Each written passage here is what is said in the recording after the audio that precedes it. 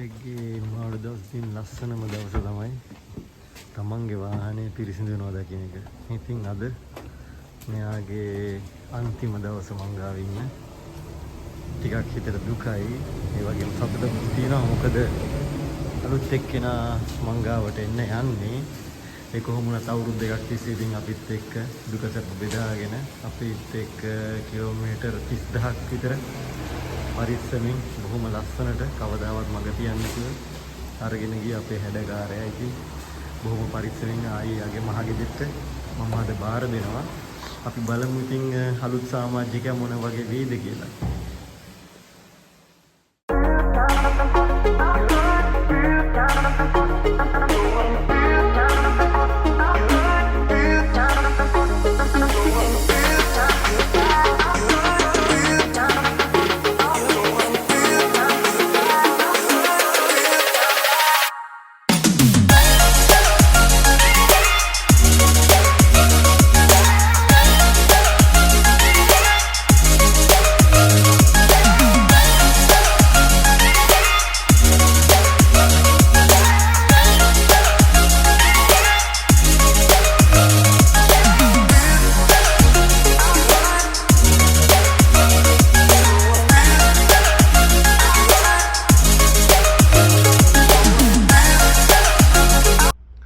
ඉතින් ගෙදර කෙනා වගේ හිටපු කෙනාව තනි කරලා යද්දී අර හැමෝටම දැනෙනවා වගේ මටත් ඉතින් පොඩි කනගාටුවක් දුකක් දැනෙනවා.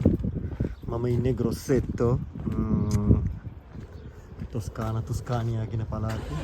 දැන් මේ බ්‍රන්ඩීනි දෙන මේ ඔටෝ ඩීලර් ගාව ඉන්නේ. ඉතින් මෙයාව දැන් අද මෙහෙම තනි කරලා මම යතුරු බාර දෙන්න යන්නේ. ඉතින් හරි දුකයි. ඒ අතර අර කිව්වා වගේ සතුටකුත් තියෙනවා දුකකුත් තියෙනවා. ඉතින් කවුරු හරි ගන්න කෙනාට ඊළඟ මේ වාහනේ අයිතිකාරයාට බය වෙන්න දෙයක් නැහැ. මොකද මම මේක ඇහැ වගේ පරිස්සම් කරගත්තේ. ඉතින් ඔයාට සුබ ගමන්.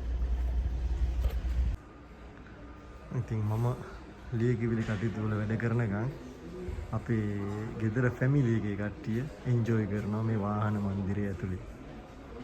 ඉතින් මේකත් ලස්සන අත්දැකීමක්.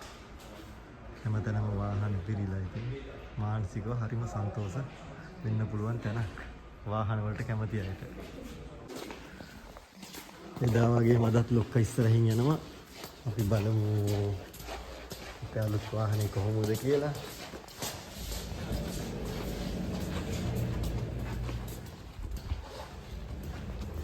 කො බලන්න. අනු කොහෙද තියෙන්නේ? Ah, di qua no.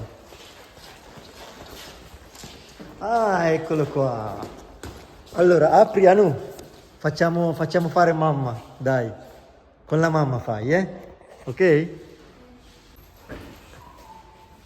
Eccolo.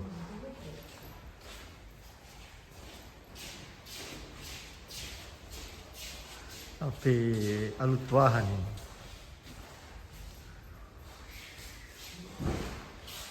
Andai itu madu.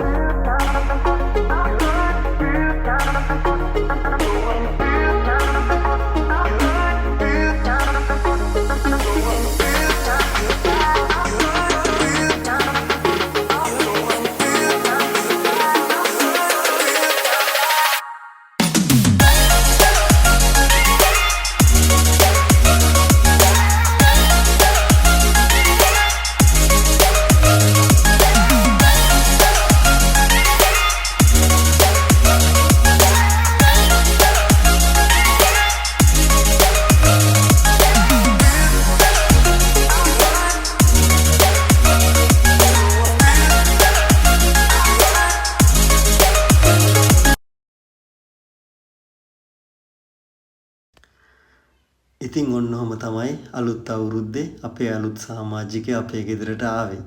ඉතින් ලංකාවේ වාහනවලට වාහන ගෙන්නන්න පර්මිෂන් හම්බෙලා තියෙන වෙලාවේ මම ප්‍රාර්ථනා කරනවා අපේ සියලුම සහෘදයින්ට තමන්ගේ වාහන සීනේ සැබෑ වෙලා තමන්ගේම වාහනයකින් ගමන් බිමන් යන්න ලැබේවා කියලා. ඉතින් අනිත් එක මම ඔයාලගෙන් ඉල්ලනවා අපිව subscribe කරලා තියාගන්න. මොකද මම මෙයාගේ සවිස්තරාත්මක වීඩියෝ එකක් පස්සේ ඔයාලට අරගෙන එන්නම්.